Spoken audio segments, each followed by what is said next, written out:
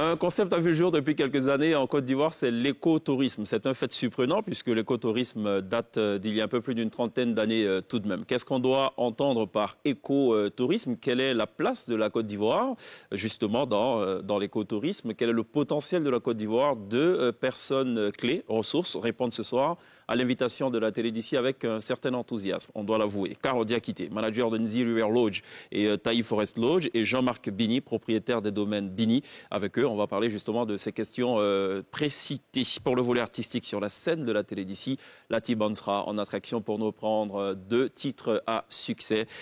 Palea de Dobenyore, Loliwe de Zara from South Africa. La télé d'ici, l'essentiel de ce que vous êtes en droit de savoir ici. Bonsoir, bienvenue.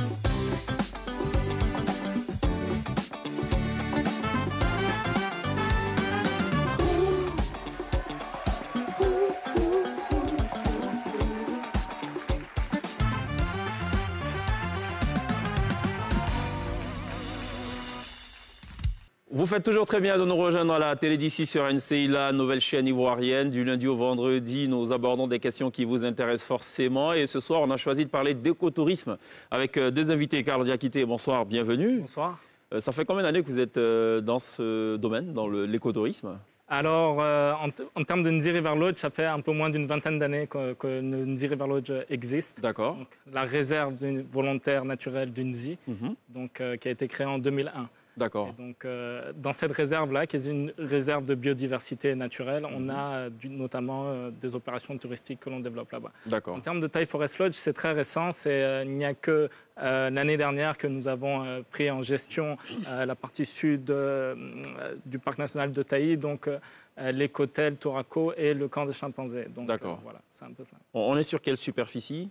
Alors, quand on parle d'une Nzi River Lodge, on parle d'à peu près 40 000 hectares. Quand même, hein. Donc on parle d'un domaine privé avec des forêts classées dont la Sodefort avait la gestion et donc nous ont concédé la gestion de ces forêts classées-là. Et donc c'est le tout qui fait 40 000 hectares. Il faut dire que c'est un domaine naturel qu'on a préservé pendant plusieurs années. Donc comme je vous ai dit, ça fait à peu près une vingtaine d'années, créé en 2001. Et on a fait beaucoup d'efforts de conservation, donc de protection de la biodiversité qui habite cet espace-là. Et au fil des années, ça a permis à la biodiversité de se régénérer et de reprendre vie.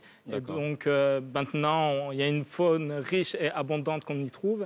Et donc on a jugé bon, il n'y a pas très longtemps, il y a de cela quelques années, en 2016, de commencer à ouvrir un petit peu les portes de cette réserve-là un petit peu au tourisme.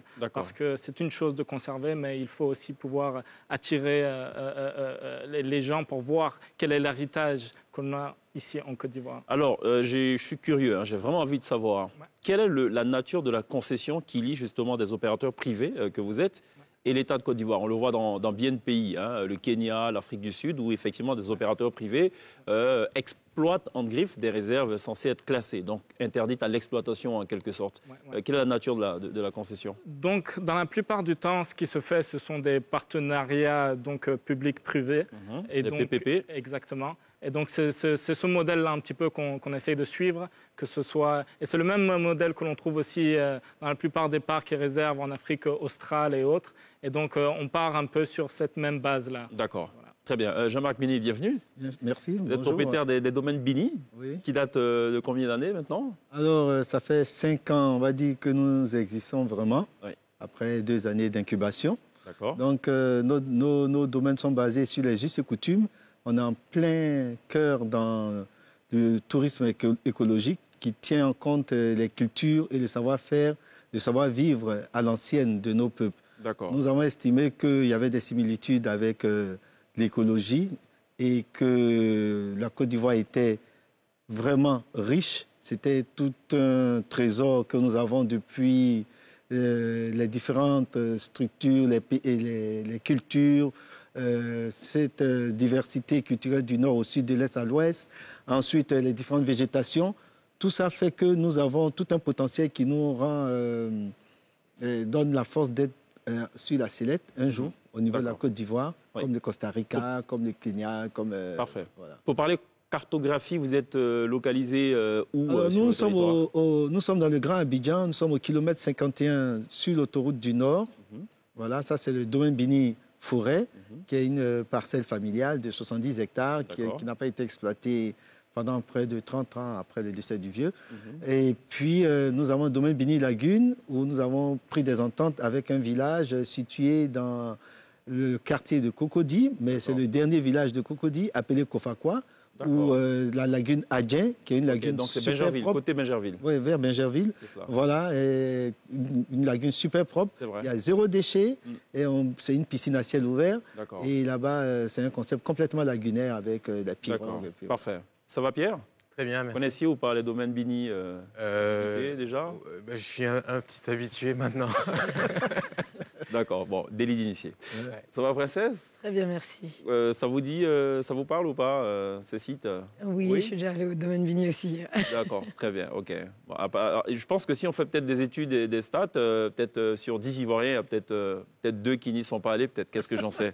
On verra bien. Alors, j'aimerais bien qu'on démarre avec cette définition que donne la Société internationale de l'écotourisme, du concept d'écotourisme. L'écotourisme est un voyage responsable dans des environnements naturels où les ressources et le bien-être des populations sont préservés. Est-elle complète ou est-ce qu'il y a des choses à rajouter? Oui, je pense que c'est plus ou moins complet, mais moi, il y a quelque chose que, quand on parle d'écotourisme qui fait beaucoup de tic, c'est ce qu'on appelle un petit peu la règle des 4 C dans notre secteur, dans cette industrie-là, qui est conservation, culture, communauté, à travers la commercialisation.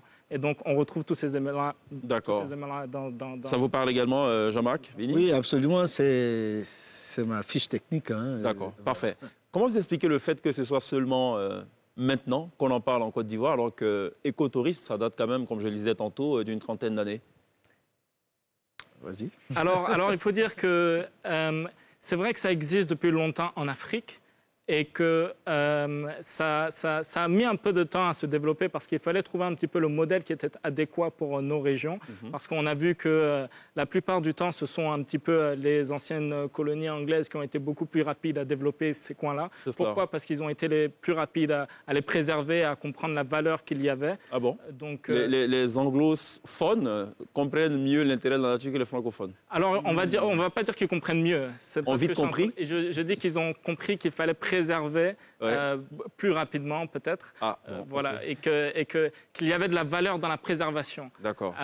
Et donc la culture francophone, nous au début, on a beaucoup plus pensé à la chasse. On a plus pensé à j'ai envie de dire un petit peu exploiter ces zones-là, plutôt que de les préserver et essayer d'en tirer de la valeur pour ce que c'est. Jean-Marc Bini, visiblement, vous ne partagez pas à 100% ce qu'il dit, mais en tout cas, pour le constat que je fais, moi, effectivement, quand on regarde des pays comme le Kenya, l'Afrique du Sud, le Botswana, le Zimbabwe et j'en passe, il y a quand même une certaine longueur d'avance sur les pays francophones. Oui, mais il faut aussi dire que le tourisme, même, c'est du business aussi, hein. Même si l'État veut bien qu'on le fasse, il faut qu'il y ait des citoyens qui décident de s'y mettre. Et il faut des passionnés. Moi, il a fallu que je vive un peu au Canada pour comprendre. Et quand j'ai compris, il fallait faire le retour dans son pays. Et là, je n'ai pas hésité parce que j'étais sûr que ça allait prendre. Et donc, j'ai dû vivre quand même 1 an et demi en ermite pour pouvoir mettre en place le concept. Et c'est parti tout seul, de bouche à oreille.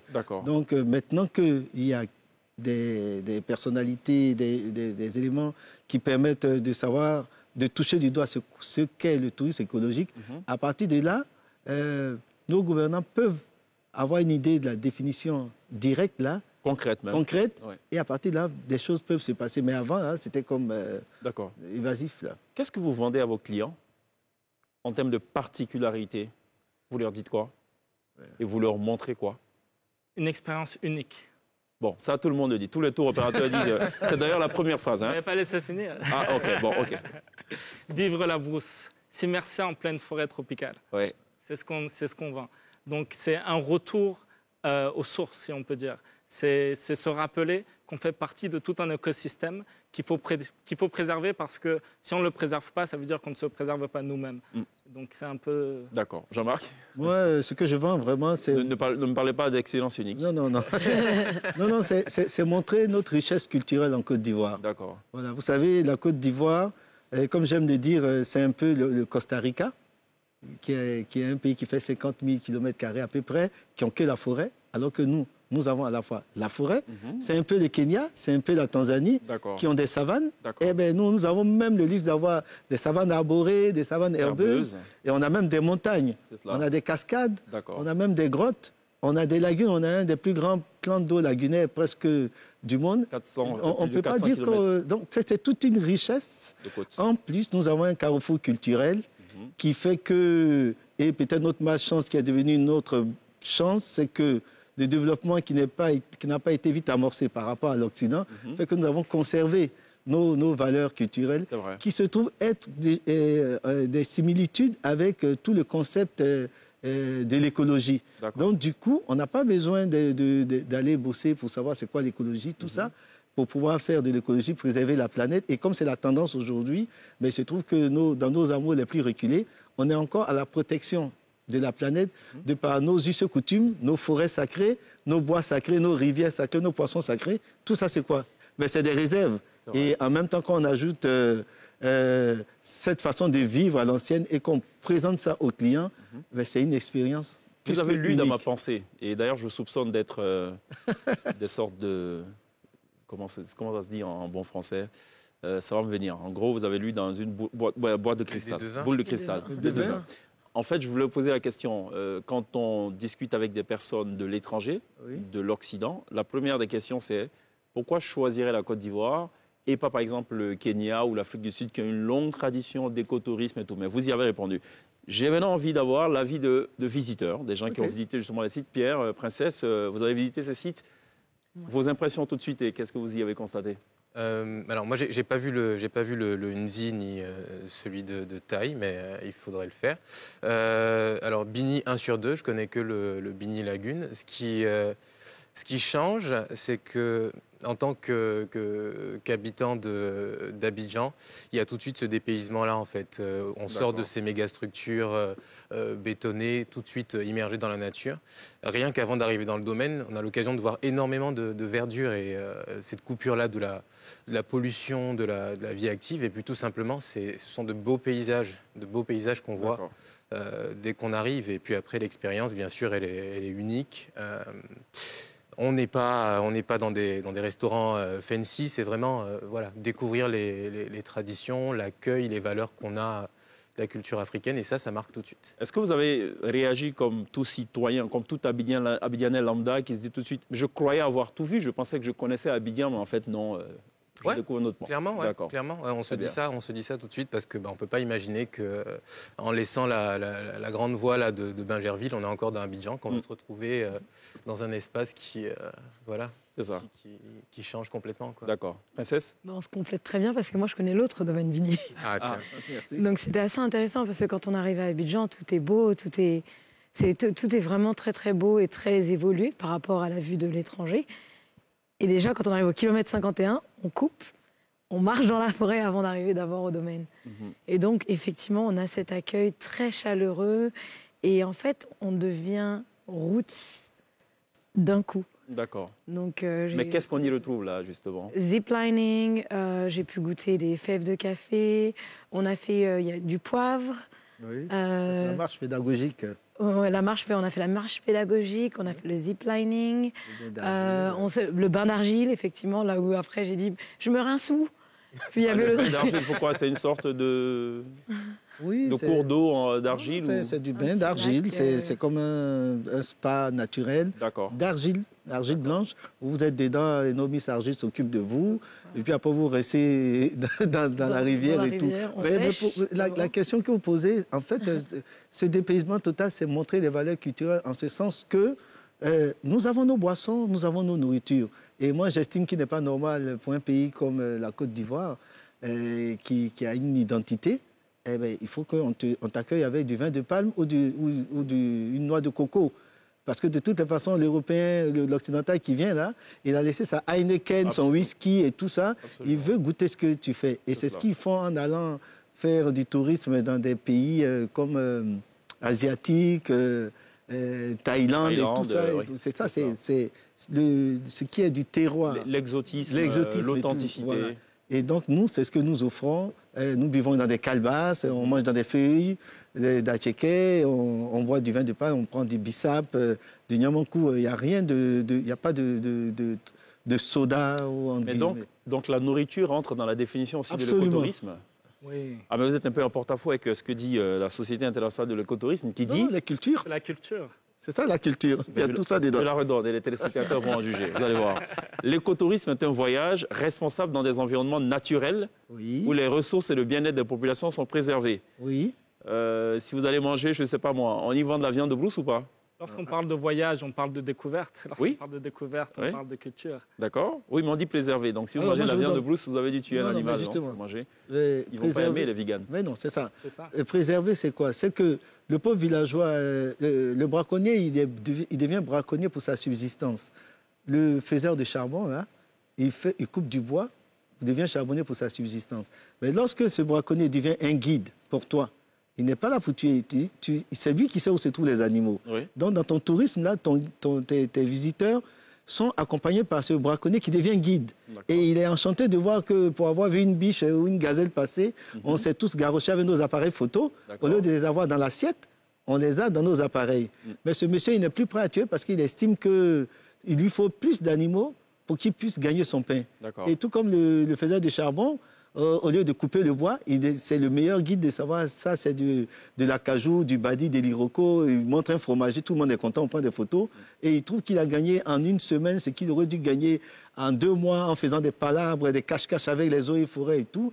Mais ce dernier-là, il va se dire, mais le dernier fromager qui me reste, ou le dernier badi qui me reste là, il ne faudrait pas qu'on le touche parce que c'est mon gagne-pain. C'est mon gagne-pain. Donc à partir de là, et les villageois qui suivent en ce sens que c'est peut-être sa femme qui va faire la nourriture, son neveu qui coupe le vin de palme pour venir donner, et je ne sais pas moi, il y a toutes sortes d'activités là-dedans, ça crée une autre forme de richesse autour. Celui qui fait du poulet, il va gagner plus, celui qui fait l'élevage de porc, parce que les gens ont tendance à croire qu'on passe tout notre temps à manger de la viande de brousse, mais pas du tout. Voilà. Donc toute cette culture-là, tout le monde gagne de façon directe et indirecte. Et à partir de là, une préservation, une valorisation. Et vous travaillez avec les populations autochtones, j'imagine? Absolument. Parfait. Carl? Voilà, j'ai envie d'ajouter sur ce qu'il a dit parce que c'est très pertinent et c'est en cela qu'on peut évaluer si un projet écotouristique est viable ou pas. C'est quand les communautés sont engagées. C'est pour ça que j'ai parlé des communautés dans les 4C et que, par exemple, quand on regarde à la réserve d'une River Lodge, ce n'est pas juste la protection d'une faune, mais comme il a dit, c'est une sensibilisation au niveau des villages aussi. C'est la création d'emplois au niveau des villages pour pouvoir avoir certains de ces villageois qui travaillent aussi chez nous. Donc, ça génère de l'économie pour ces villages-là. Mais c'est aussi des partenariats avec eux. Donc, on veut aussi qu'ils puissent se développer, par exemple, autour de notre réserve. Donc, on ne vous voit pas comme des businessmen qui viennent pour profiter des richesses locales et se faire de l'argent. On veut qu'il y ait une compréhension de ce qu'on est en train de faire. Et l'idée, c'est de pouvoir avoir une équipe de gestion qui vient totalement des zones qui environnent l'environnement dans lequel nous sommes. D'accord. Alors, c'est bien que vous parliez des populations, mais est-ce que ça ne les enferme pas, justement, à jouer un rôle de composition et freiner, justement, leur développement? Non, pas du tout. Parce que le pauvre villageois pense qu'il faut qu'il arrive à Abidjan pour se développer. Il pense qu'il faut qu'il prenne une bouteille de bière pour montrer qu'il a de l'argent. Mais lorsqu'il voit des touristes qui se garochent sur son soi-disant pauvre vin de palme, à un moment donné, il se dit, mais peut-être que c'est ça, justement, c'est ce qu'il faut. Parce que je n'ai jamais vu autant excusez-moi le terme, de blancs qui boivent mon vin de palme et qui mangent mon aloko et qui mangent dans mes feuilles d'atchéké. Mais peut-être la valeur, c'est moi. Et tout. Finalement, on a renversé la vapeur. Vous voyez, avant, c'était nous qui étions en retard. Mais aujourd'hui, tous ceux qui veulent retourner vers la nature, tous ceux qui veulent retourner vers la protection de la planète, mais il se trouve que nous, on est déjà, juste en appliquant les justes coutumes, on est déjà en avance. Le symbole que je prends souvent, c'est la calebasse. Vous savez, la calebasse, il est organique, là. Donc, on ne le mange pas, mais on l'a. On boit dedans quand c'est tout petit. Encore, on mange dedans quand c'est un peu plus grand. Encore plus grand, on peut aller puiser de l'eau, bien faire des instruments de musique. Donc, pour l'avoir utilisé, il est à la fois organique, biodégradable, tu as fait de la récupération. Et donc, si tu l'as utilisé, tu viens de poser un acte écologique. Tu le jettes, tu reviens 2 semaines après, eh bien, il est pourri, les termites ont pris. En aucun moment, tu vas voir cette calebasse traîner dans la lagune et briller. Voyez-vous? Donc, du coup, on l'est. Et aussi, le travail qu'ils ont fait par nos ancêtres, ces bois sacrés, ces forêts sacrées, sont des mannes encore pour... donc, on a des espaces déjà bien préservés depuis la nuit des temps, ou depuis que ces peuples-là sont installés là. Et du coup, quand les touristes arrivent, mais tout est là. Et les villageois se rendent compte que sa soi-disant pauvreté est devenue en fait une richesse. Une richesse. Voilà. Parce que lorsqu'on parle de culture aussi, ce qu'il faut noter, c'est que le partage de culture se fait dans les deux sens. Parce que lorsqu'on ouvre les portes de nos réceptacles hôteliers et qu'on arrive à attirer une clientèle internationale, alors on peut avoir des personnes qui viennent de différentes origines. Et lorsque ce partage-là se fait avec les cultures locales, comme M. Bini l'a dit, au final, on sort de là plus enrichi que si on aurait été... Il y a des gens qui peuvent en sortir beaucoup plus enrichis que s'ils ne vivaient à Abidjan. Ça, c'est clair.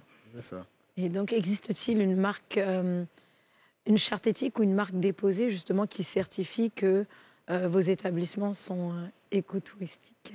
Bon, moi, je n'ai jamais couru après un label. Une reconnaissance en particulier. Voilà, finalement, peut-être moi-même, je le suis, parce que je valorise nos us et coutumes. Et je trouve qu'il y a des similitudes, encore une fois, avec... tout ce qu'on prône comme écologie et tout. Et donc, aujourd'hui, peut-être que je perds un peu la question. Ce label qu'on recherche, c'est de montrer qu'on est vraiment authentique. Je veux dire, le label, il peut être fait de lui-même. Je prends un exemple simple. Peu importe où vous êtes dans le monde, si vous partez manger dans un restaurant asiatique, eh bien, il y a de fortes chances que vous mangez avec des baguettes. Et à la fin, ce qu'ils vont vous donner comme boisson, si ce n'est pas du thé, c'est du saké.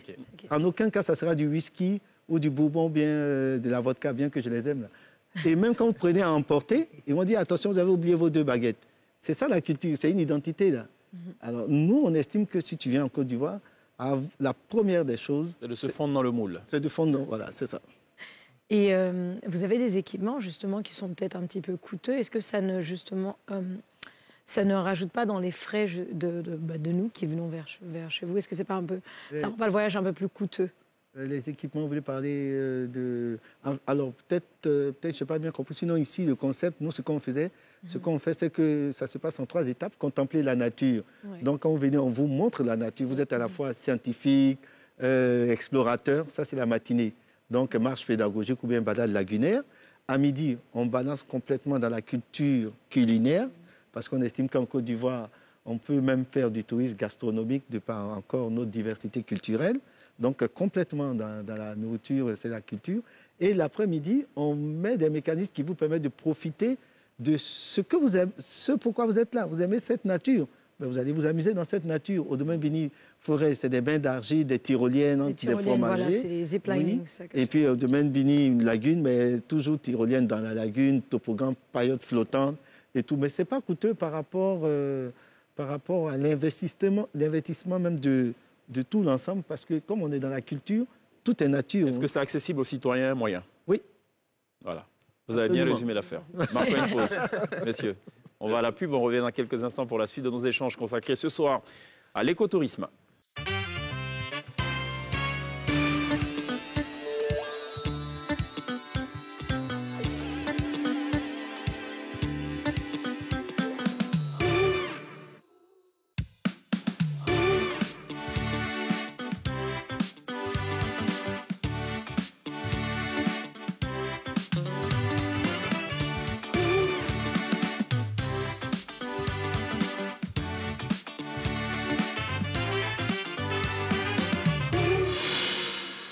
Télévivez l'écotourisme ce soir dans la télé d'ici sur NCI, la nouvelle chaîne ivoirienne, la Côte d'Ivoire qui, vous le savez, donc, est aussi touchée par ailleurs par la Covid-19, la pandémie donc à coronavirus.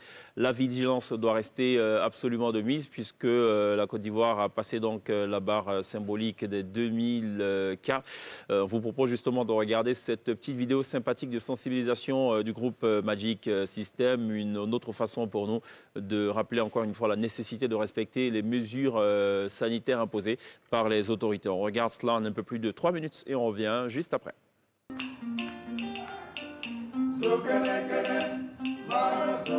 Voilà, on va improviser. On va improviser quelque chose rapidement.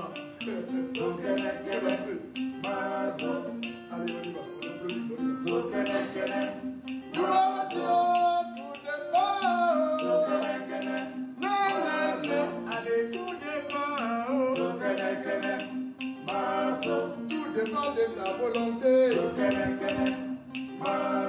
Vous savez, en Côte d'Ivoire, on aime prendre les choses à la légère. Voilà un jour à Abidjan, on nous appelle, on dit il y a coronavirus. On dit ça c'est tout en Chine. Ivoirien dit ah, ça c'est une maladie des Chinois. Ça peut pas nous toucher. Après on dit la maladie est en Europe. L'Ivoirien a changé de bouche. Il dit c'est maladie des blancs. Après c'est parti en Amérique. On dit c'est maladie de pays de froid. Amusement, amusement. Un bon matin, tac, corona à Abidjan. On a commencé à s'encourager. On dit corona là, soleil moyen corona. Donc on n'a pas peur. Amusement, amusement, on a commencé à voir que le corona là, c'est une maladie dangereuse. Nous allons dire tout dépend. Allez, tout dépend. Tout dépend de ta volonté. Gouvernement, on dit à mesure barrière. On dit de porter le masque. On dit de laver les mains avec du savon à défaut, avec du gel hydroalcoolique. On parle de distanciation sociale. Un mètre entre nous, ça tue pas quelqu'un. Salutation à distance, ça veut pas dire on est ennemi, c'est une manière de se protéger.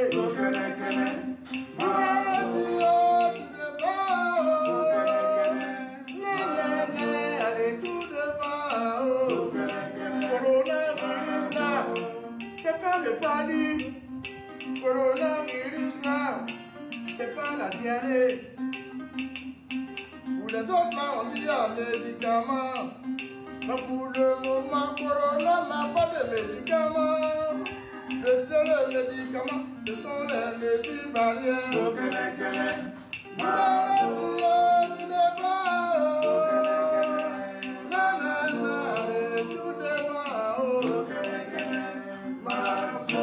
Voilà, c'était donc la sensibilisation by Magic System amenée donc par Asalfo, Goudé et Tino pour le coup à la guitare, Ogi Solo qui, on s'en souvient d'ailleurs, nous avait visité sur la scène de la Télédisty pour un freestyle magistral et qui totalise d'ailleurs un peu plus de 200 000 vues à ce jour sur les réseaux sociaux. Pierre, on revient à nos histoires d'écotourisme. Hein. Ouais.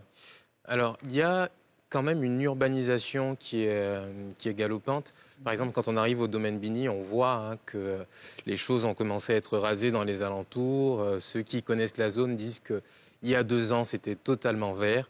Est-ce qu'aujourd'hui, nos dirigeants comprennent l'intérêt de protéger, par exemple, des zones qui sont aux alentours, aux abords de domaines comme les vôtres? Est-ce qu'il y a des échanges, justement, sur ces questions? Il y a des échanges. Je peux vous dire que nos différents ministères sont dans la même logique que moi. Peut-être qu'ils n'avaient pas encore trouvé des passionnés qui pouvaient les aider parce qu'il y a déjà des textes pour toutes ces zones-là. Et il faudrait maintenant qu'il y ait des personnes engagées pour demander à ces différents ministères d'appliquer les textes. Parce que quand on n'applique pas, le temps de venir, mais c'est trop tard. Et on a la chance d'avoir eu la visite de plusieurs ministres et, on va citer de noms, et des diplomates et tout. Et je pense que maintenant, on peut prendre notre bâton de pèlerin et commencer à taper à toutes les portes. Ils savent qu'il y a du sérieux et qu'on peut protéger pour faire gagner encore plus les populations. Voilà. Alors, vous vous rappelez, c'est souvent des initiatives privées. Il y a énormément de gens qui sont propriétaires de terres, mais qui voient plus peut-être l'intérêt d'avoir un virement bancaire avec une grosse somme d'argent qui arrive sur le compte que de préserver ces endroits-là. Qu'est-ce qu'il faut faire aujourd'hui? Est-ce qu'il faut faire comme le modèle du Costa Rica où on paye les propriétaires terriens régulièrement pour conserver leur zone. Qu'est-ce que vous en pensez de ce modèle-là? Est-ce que ça marcherait ici? Du côté d'Abidjan, ce que je vois, parce qu'on en a discuté avec des chefs du village de Kofakwa, et puis j'ai déjà interpellé quelques opérateurs économiques qui achètent des terrains, qui les rasent et qui font des plans, et puis du morcel, ils vendent, et puis dans le plan, ici on va mettre un jardin, là il y aura une forêt. Mais vous avez déjà tout détruit, c'est pas maintenant vous allez venir mettre votre jardin, à quel moment vous allez vous abriter derrière l'arbre. Je leur fais comprendre que même les gens les plus fortunés finissent par vivre dans la nature. Ils sortent des grandes villes, ils vivent dans la nature. Donc peut-être qu'ils devraient revoir leur système comment on appelle ça, avec les architectes là, de faire des plans écologiques. Les plans, ok. Voilà, on n'est pas obligé de faire des lignes, des routes linéaires là. Et s'ils veulent qu'ils le vendent 2 fois plus cher, ils auront des acheteurs parce qu'ils sauront que mais ici, là, on a tout préservé, il y a un fromager, il y a ceci, cela, et que donc, celui qui veut venir habiter, acheter les terres, il faut qu'il apporte un plan de construction écologique, de structure écologique, et nous leur démontrons ça tous les jours par notre façon de vivre avec nos énergies solaires, nos biogaz. On leur démontre que nous, à notre niveau, on est capable de le faire, et qu'ils ne soient pas obligés de faire toujours du copier-coller. Vous avez de la nature, vous n'êtes pas obligé de tout débarrasser, morceler et puis après replanter. Oui, mais même le copier-coller, ce n'est pas très vrai d'ailleurs, parce que quand on prend des pays développés, même les États-Unis, vous le disiez tantôt, les voies ne sont pas linéaires, les voies contournent les forêts et tout. Voilà. Et un guide religieux musulman de Côte d'Ivoire, l'imam Cissé Djigiba, pour ne pas le citer, disait notamment qu'il est prouvé que l'âme des cités réside dans les arbres, dans le verre et tout. Et donc quand on détruit, on détruit l'âme des cités. Bon. Le tourisme de masse, comme on le connaît, grands hôtels, bondés de monde, en train de montrer ses limites, parce qu'on est en train de combattre justement cette pollution, réchauffement climatique. Est-ce que vous pensez aujourd'hui qu'en Côte d'Ivoire, l'écotourisme est une véritable alternative ou sinon juste un complément à ce tourisme? Oui, ça pourrait être une alternative ou je dirais plutôt un complément. Parce que c'est vrai que quand même, il faut dire qu'Abidjan reste un hub dans la région lorsqu'on veut investir dans la région. Et donc le tourisme d'affaires est assez développé. Mais quand on regarde notre biodiversité et la richesse de la biodiversité qu'on a, on peut faire beaucoup plus que ce qu'il y a pour l'instant. Et donc il y a de quoi faire. Maintenant, il suffit de le faire. Il suffit de pouvoir comprendre la valeur de ce patrimoine naturel que nous avons. Et lorsque nous comprenons ce que nous avons dans les mains, alors il suffit maintenant de l'exploiter. Alors, Marie-Reine Koné, que vous connaissez forcément, fondatrice donc, de Afrique Voyage, qu'on a reçue sur ce plateau, dans le cadre de la thématique tourisme, disait qu'il y a plutôt un choix stratégique à faire dès le départ et qu'on ne peut pas tout faire. Il y a des options. Est-ce qu'on décide de s'investir dans le tourisme des affaires, et auquel cas donc on investit énormément, ou est-ce qu'on part sur de l'écotourisme, ou est-ce que voilà. Est-ce que vous partagez cet avis, Jean-Marc? Partager, oui et non. Mais ce que je peux dire, la certitude que j'ai aujourd'hui, c'est que nos gouvernants aujourd'hui ont ce plan-là. Parce qu'on sait qu'on est déjà deuxième en matière de tourisme d'affaires en Afrique, après le Nigeria ou je ne sais plus quel pays. On est peut-être 10e en matière de tourisme écologique. Et aujourd'hui, il y a un plan directeur qui est mis en place. Peut-être que le corona a fait qu'on ne voit pas. Nous avons été, M. Diakité et moi, au Top Reza, au Salon international de tourisme de Paris. Ensuite, moi, j'ai continué sur Madrid, au FITOU. On est parti avec tout notre savoir-faire. Et là-bas, nous avons compris qu'on ne pouvait pas travailler seul. Parce que le touriste qui vient, il faut qu'il valorise, il faut qu'il rentabilise son billet d'avion. Si c'est juste pour venir pour aller au Nzi River Lodge et puis l'autre côté, ce n'est pas suffisant. Là.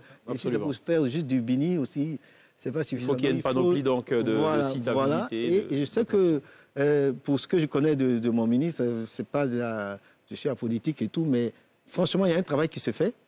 Et c'est clair. Et aujourd'hui, ils ont réveillé un organe qui était un peu dormant depuis au temps d'Oufoué, appelé le Conseil national du tourisme. J'ai la chance de faire plus ou moins partie du côté... il y a plusieurs sections. Donc, les professionnels du tourisme se retrouvent là pour pouvoir trouver des solutions pour donner au ministre. Et il y a au moins 7 sections dedans. Moi, je fais partie de la section développement durable, tourisme durable et tout. Donc, en principe, ce qu'on devrait faire, c'est d'amener ces solutions-là au Conseil national du tourisme pour que ça prenne effet de loi ou de projet de loi pour que le ministre puisse aller rapidement au niveau du gouvernement. Parce que s'il faut qu'on critique tout le temps dans nos maisons. Sans faire des propositions Sans faire concrètes. des propositions, on avance. D'accord, la critique est aisée, effectivement. Alors, je suis d'accord oui. avec M. Bini et je voudrais rajouter que, effectivement, l'un n'empêche pas l'autre. Pourquoi? Parce que ce sont des clientèles différentes, tout d'abord. Et qu'il y a vraiment de quoi faire dans nos parcs et réserves. Et donc, il faut vraiment... on a tendance souvent à trop penser au tourisme des affaires et autres, et des fois négliger un petit peu ce qui se fait. Et comme il le dit, effectivement, il y a une stratégie en place, malheureusement un petit peu ralentie par la crise, mais qui a commencé à mettre l'écotourisme de l'avant pour qu'on puisse vraiment... D'accord. Jean-Marc Bini a touché un point crucial. Oui. Payer son billet d'avion pour venir visiter juste un site, c'est pas intéressant. Il faut qu'il y ait plusieurs sites et tout. Donc, en d'autres termes, il faut que le ou les voyageurs puissent pouvoir visiter en un temps record, si je puis m'exprimer ainsi, plusieurs sites. Est-ce que vous ne souffrez pas du manque ou de l'insuffisance de moyens pour rallier les différents sites?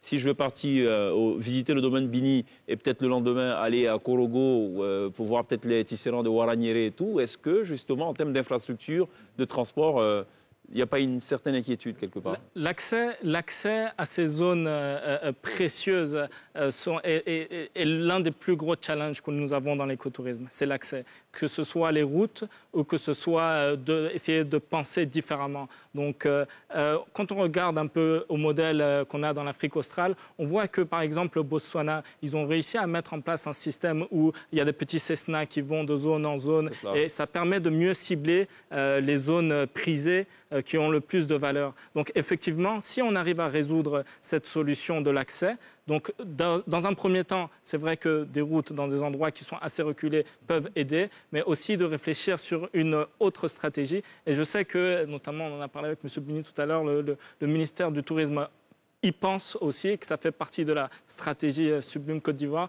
d'essayer de trouver une solution pour rendre certains endroits beaucoup plus accessibles. D'accord. Mais l'appel que moi je voudrais faire aux banquiers, il faut qu'on joue carte sur table là. Ouais. Nous sommes des hommes d'affaires. Moi-même, je suis banquier de formation. C'est pas normal que, à nous, à notre niveau, que tu puisses payer un taxi à 25 000 pour venir au domaine Bini pour payer 3 fois moins cher ou 2 fois moins cher. Ça me déchire le cœur. On s'est autofinancé nous-mêmes jusque-là, mais tu ne peux pas t'autofinancer pour un quart. Et ça prend des navettes. Ça veut dire quoi concrètement? Qu'est-ce Ça que veut le dire banquier doit faire? qu'il faut qu'ils jouent carte sur table et qu'ils nous permettent de pouvoir avoir accès au crédit, accès au crédit de transport. Et ce n'est pas seulement les banquiers. Et puis aussi demander à des structures comme Air Ivoire, à l'époque, Air Côte d'Ivoire, pardon, à l'époque, ils allaient partout. Un peu comme à l'époque de la Cieto, où il y avait des hôtels partout. Eh bien, ils peuvent aussi aider en mettant en place des mécanismes de ralliement, parce que aller juste faire 800 km, aller et puis revenir, ben peut-être que si on nous dépose, on va revenir tranquillement en visitant, en redescendant. Ça, c'est une idée. Oui, vice-versa. Avec d'autres moyens de locomotion. Avec d'autres moyens de locomotion, voilà, un peu. Ça nous fait gagner du temps. Je rejoins totalement ce que... Désolé de vous couper. Je rejoins totalement ce que M. Bini vient de dire parce que c'est très, très, très pertinent. Et je veux prendre notre exemple qui sommes une réserve. Et je vous ai dit, la taille de cette réserve, c'est à peu près 40 000 hectares. Imaginez-vous que tout ce qui est protection, conservation, c'est un travail qu'on fait de nous-mêmes. Et on ne vient que de développer très récemment, il y a quelques années, le côté touristique de l'affaire. Mais il a fallu d'abord faire un travail en amont pour pouvoir avoir la faune et la flore qui s'est réhabilitée, s'est régénérée, pour pouvoir ensuite ouvrir nos portes. Et lorsque on n'est pas soutenu par les banques dans ces démarches-là, ça ne fait que ralentir le processus de développement. Est-ce que les banques comprennent votre métier? Ils ne comprennent pas. Bon, voilà, déjà pour financer, il faut comprendre. Voilà, les banquiers, c'est visiblement des gens cartésiens qui sont dans un tunnel. Ils sont dans un tunnel, vous me présentez un bon de commande, je vous donne ce qu'il y a à donner, je vous mets ma marge, voilà. Mais ils sont la bienvenue de nous approcher pour essayer d'y comprendre un peu plus. Je pense qu'il y a un début. Il y a un début, j'ai rencontré beaucoup de banquiers, il y a un début. Peut-être qu'on ne rentre pas dans leur fiche technique, là. C'est ça qu'il faut refaire. Parce que si tu veux forcément que tu aies ça ne peut pas marcher. Donc peut-être on peut nous prendre comme cas d'étude. Oui. Donc tous les autres doivent avoir une fiche technique similaire à, je ne sais pas moi. Et puis là, à partir de là, peut-être on peut. D'accord. Alors certains pays qui sont des puissances touristiques font le constat que les clients sont généralement, sinon essentiellement, des Occidentaux. Et ont pris l'initiative il y a quelques années de promouvoir ce qu'ils appellent le tourisme interne, ou alors favoriser même le tourisme africain, pour ainsi dire. Est-ce que c'est une démarche aussi que vous entreprenez à votre niveau, ou pour l'instant vous vous contentez juste de ce que vous avez? Moi, à mon niveau, je pense qu'aujourd'hui, ma vision a changé. Le tourisme intérieur est de mise en Côte d'Ivoire. Sauf que, comme je l'ai dit, ceux qui vivent en Côte d'Ivoire, les Ivoiriens, ils sont d'une certaine qualité. Tu ne peux pas leur donner du n'importe quoi. Donc, le gros problème, ça, on ne l'a pas dit, c'est la qualité du service. Et c'est un peu comme des normes de qualité. Il faut que tu respectes ce que tu dis et tu fais ce que tu dis. Et tu dis ce que tu fais. Voilà, vous voyez ce que je veux dire? Et en politique, c'est le contraire. On promet ce qu'on ne peut pas et on donne ce qu'on n'a pas. Non, mais nous, c'est ça. Il faut vraiment être droit dans ses bottes et puis faire ça. Et puis peut-être développer l'aspect. Un Ivoirien, tu as beau faire tout ce que tu veux, va te demander on mange quoi chez toi? Mais il faut le prendre au sérieux, là. On mange quoi, là? Tu peux faire du tourisme gastronomique. Si tu lui donnes quelque chose de très bon, eh bien, il va venir. Voilà. Il y a beaucoup de bénéfices à tirer de l'écotourisme, mais quelles en sont ses limites? Limites? Est-ce qu'il y a des limites? Est-ce qu'il y a des limites? Je dirais oui qu'il pourrait y avoir des limites. Je dirais oui, pourquoi? Parce que lorsqu'on parle de conservation et de préservation d'espaces verts, alors il faut faire attention que l'impact humain sur ces espaces-là ne devient pas négatif sur ces espaces-là. Je prends l'exemple du parc national de Taï, dont l'OIPR, l'Office ivoirien des parcs et réserves, la gestion, nous sommes coopérateurs à l'intérieur. Alors, s'il y a une forêt primaire, c'est l'un des derniers blocs de forêt primaire d'Afrique de l'Ouest. Et lorsque nous opérons dans ce domaine-là, si nous ne faisons pas attention, si nous ne limitons pas le nombre de personnes qui ont accès à ces endroits-là, alors on risque d'avoir un impact négatif sur ces forêts primaires-là et une autre végétation poussera et ça sera une forêt secondaire qui viendra prendre la place. Et on aura perdu une richesse, une partie de notre patrimoine culturel. Donc oui, il faut faire attention, il faut trouver le juste milieu, il faut trouver l'équilibre et c'est pour ça que lorsqu'on parle d'écotourisme, on parle de tourisme durable aussi. Donc il faut le faire de sorte à ce que ça puisse continuer sur le long terme. Et c'est pour ça que désolé de m'étaler un peu sur cette question-là, je vais être très bref, mais c'est pour ça que, effectivement, oui, dans un premier temps, sur votre question précédente, il faut des fois viser un petit peu le tourisme international dans un premier temps, attirer les yeux sur ce qui est en train de se faire au niveau des efforts de conservation, parce que lorsqu'on fait cela, du coup, on arrive à avoir le soutien nécessaire pour le faire. Et une fois qu'on arrive à avoir ces yeux-là pour pouvoir préserver, parce que le but premier, c'est de préserver les derniers espaces verts qui nous restent. Jean-Marc Bini, qui voulait réagir par rapport à cela? Je voulais réagir en disant que, effectivement, s'il n'y a que 2 sites, nous, déjà, au domaine Bini, vous nous appelez, on dit venez pas samedi. Vous vous imaginez, tu dis aux gens venez pas samedi parce que les entreprises sont déjà là, ils sont 200, ils sont 300 personnes des fois. Alors, on a fait Bini Lagune. Donc, ce qu'il faut faire aujourd'hui, c'est de diversifier, qu'il y ait beaucoup d'écotourisme partout en Côte d'Ivoire. À partir de là, quelqu'un qui est venu ici, après il allait chez Diakité, il peut aller partout où il veut. C'est très bien, vous n'êtes pas nombriliste. C'est bien. Pardon? Vous n'êtes pas nombriliste. C'est très bien, vous pensez à tout. On va y revenir certainement, Princesse. On marque une pause et on en reparle forcément dans quelques petits instants, juste après cet écran publicitaire.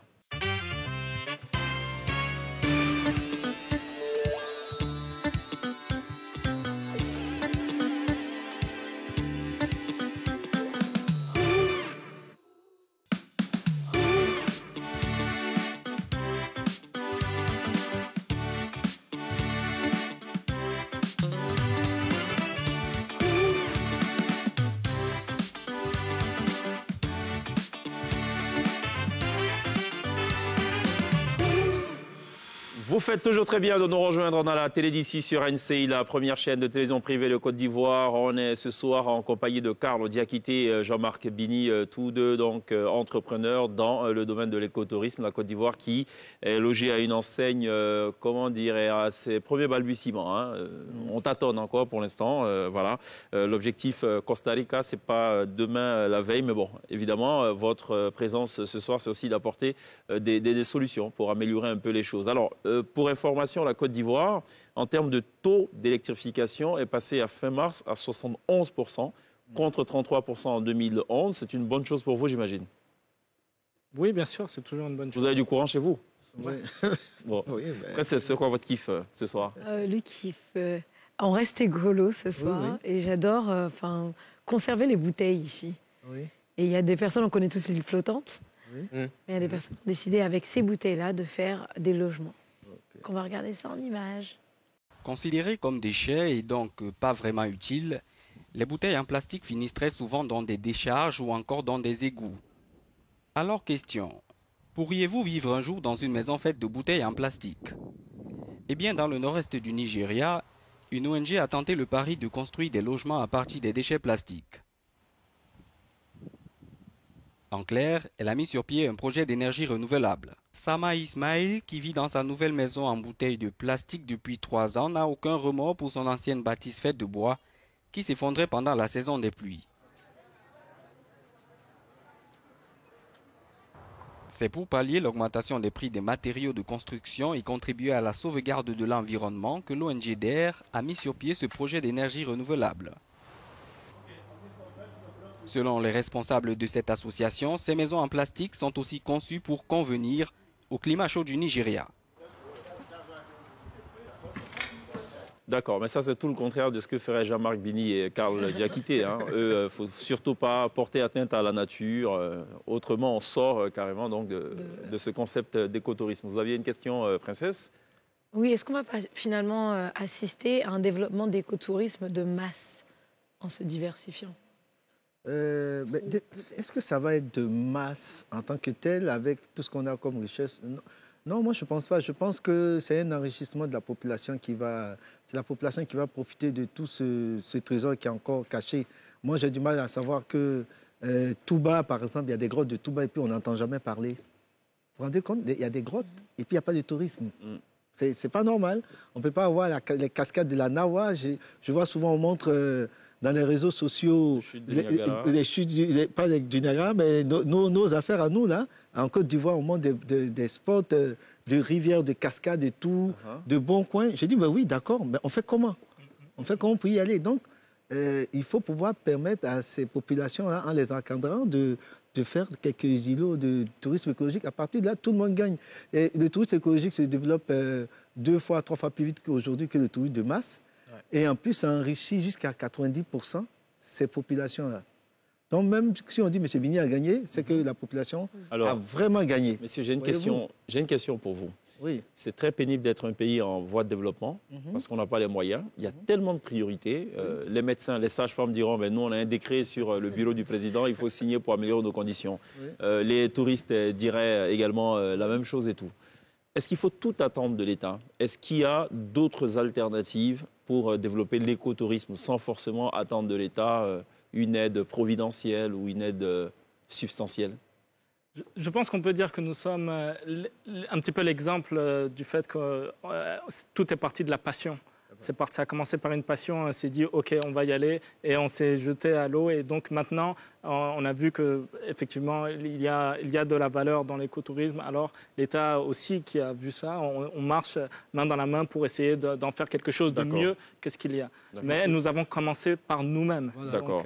Donc vous pouvez inviter aussi d'autres entrepreneurs, évidemment, à se lancer donc dans ce business. Et surtout l'écotourisme, puisque ça prend en compte les valeurs, les cultures des populations. On ne dit pas à quelqu'un qui est à Korogo de faire du tourisme en montrant quelque chose d'Abidjan. Je vais à Korogo, je visite le mont Korogo, il faut que je puisse manger mon kabato. Le kabato de Korogo. La sauce chonron. Voilà, c'est ça. Donc, le coût est quoi? On ne te demande pas de faire poulet frites. C'est sûr que si tu veux faire du poulet frites et que tu en vas de la bière, eh ben, il te faut beaucoup de financement. D'accord. Et ta chaise, c'est ta chaise sur laquelle ton grand-père s'asseyait, là, et tes parents. C'est ça qu'il faut ramener pour faire du tourisme écologique. Justement. Donc, le coût peut être vraiment moindre. D'accord. Mais si tu veux faire du copier-coller encore, comme je l'ai dit... Mais alors, vous avez parlé de poulet frites tout à l'heure. À Korogo, je ne suis pas certain que le poulet soit accompagné de frites. Il n'empêche, on mange le poulet. Pas dans la sauce chorlon, parce que la sauce chorlon, c'est feuille, donc c'est 100% écolo. C'est ça. Mais le poulet, il faut courir après, quoi. Oui, voilà. Mais c'est ça, le poulet bicyclette, il est bio. On n'a même pas parlé de bio. Le cabri, le mouton, le poulet, tout ça, ils sont tous bio. Là, absolument. Mais restons sur le poulet. Vous allez comprendre pourquoi. On regarde Madame Tompi et compagnie pour ce nouvel épisode intitulé « Saisir le poulet ». Voilà. On n'est pas à Korogo, mais bon, ça parle de poulet.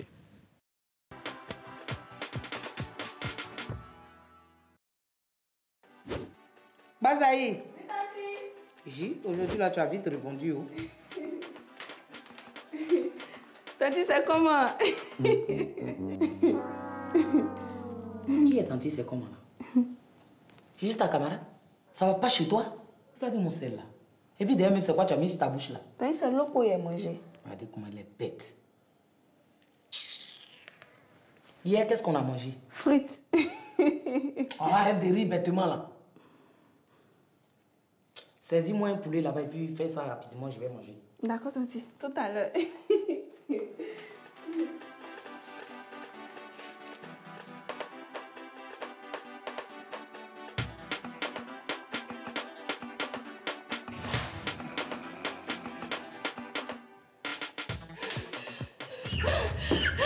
Tanti, je l'ai saisi. Il a saisi le poulet. D'une façon, il m'a fatigué, le poulet là. Il est têtu. Il a couru derrière lui dans le quartier jusqu'à il voulait me dribbler. Je l'ai chuté comme ça, Tanti. Tanti, tu pensais qu'il n'allait pas l'attraper. Il l'a attrapé, on dit, il était eu. Il l'a saisi, Tanti.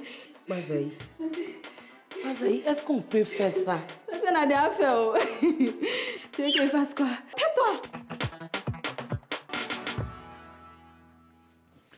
Madame Tanguy a retrouvé tous les soirs dans la télé d'ici, la Shortcom événement, donc produite par la nouvelle chaîne ivoirienne. On marque une pause juste derrière la pub. Ce sera le dernier virage de la télé d'ici et la T-Band sera live sur cette scène. On se retrouve dans quelques instants.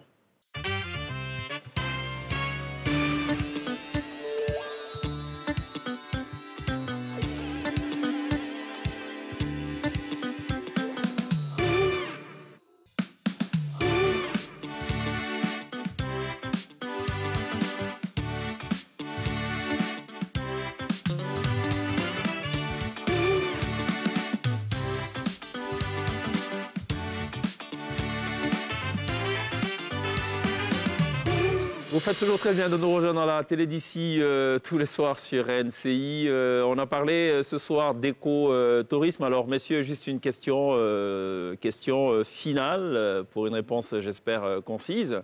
Quel intérêt la Côte d'Ivoire pourrait tirer du tourisme vert?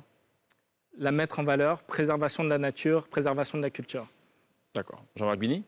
Ce que je peux dire peut-être serait un peu plus long. Nous avons une richesse inouïe. Il avait une minute, vous avez 45 secondes en plus, quoi. Non, c'est ça, c'est vraiment sérieux. Nous avons la forêt comme le Costa Rica. Nous avons des savanes comme le Kenya, la Tanzanie. Nous avons des réserves comme la réserve de Bunaou, tout ça. En plus, nous avons des cultures. Et ça, c'est quelque chose que beaucoup de pays n'ont pas. Nous avons 4 grandes cultures et nous avons toute une gastronomie liée à ces 4 grandes cultures. Donc, la table est déjà dressée. Il ne suffit plus qu'à mettre quelques ingrédients et puis c'est bon. Alors, moi, j'encourage tous les passionnés qui pensent qu'ils ne peuvent pas vivre de cet art, pour dire que c'est fait. On peut le faire et j'encourage l'État d'accélérer, de mettre un booster dans ce qu'ils veulent faire avec nous parce que c'est une richesse et puis c'est une solution pour eux. Il y aura des milliers d'emplois sans même que l'État ne lève le doigt parce que le coût d'investissement est minime et ça valorise ces pays-là, ces villages. Et ils n'ont même pas besoin de bouger. Les gens viennent à eux. D'accord. Vous vous rendez compte, je ne fais même pas de pub et puis on est débordé. Mais il faut avoir la terre. Et parfois, il y a la purge des droits coutumiers. Est-ce que vous n'êtes pas dans des rapports conflictuels? Les villageois, même nous, je suis à Bini Lagune. Ce sont les villageois qui m'ont installé. Ce n'est même pas moi qui ai cherché. Là. Les visiteurs ont dit, monsieur Bini, allez-y. Ils m'ont amené chez les villageois qui ont dit, mais vu ce que tu fais, si tu es là, c'est sûr que ça va apporter de l'emploi à notre village et tout. Donc, ils sont prêts. J'ai plus de 10 demandes sur la liste et j'attends toujours et je ne veux même pas les autres, je fais comme je n'entends pas. D'accord. Bon, ils ont entendu parce qu'ils suivent en ce moment l'émission sur NCI. Merci à Carlo Diakité, merci à Jean-Marc Bini, merci à Pierre et à Princesse. Ce sera tout pour la télé d'ici ce soir. On vous laisse en compagnie de la T-Band, l'orchestre résident qui nous reprend ce soir 2 titres à succès. Paléa de Dobé Niaoré et l'Oliwe de Zara de l'Afrique du Sud, ici à Teker. La T-Band, right now.